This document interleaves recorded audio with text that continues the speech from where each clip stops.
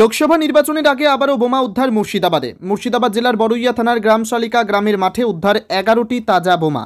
স্থানীয় বাসিন্দারা মাঠে কাজ করতে যাওয়ার সময় জঙ্গলের মধ্যে রয়েছে একটি বালতি, আর তাতেই সন্দেহ বাধে। বিষয়টিকে খতিয়ে দেখলে দেখা যায় তার মধ্যে রয়েছে তাজা বোমা। তড়িঘড়ি খবর দেওয়া হয় বড়ুইয়া থানায়। ঘটনাস্থলে এসে পৌঁছায় বড়ুইয়া থানার পুলিশ। আপাতত পরিস্থিতির দিকে নজরদারি রয়েছে পুলিশের। এই তাজা বোমাগুলি খুব দ্রুতই নিষ্ক্রিয় করা হবে বলে জানা গিয়েছে। ব্যুরো রিপোর্ট, এসটিভি নিউজ, সময়ের সাথে সত্যের সন্ধানে।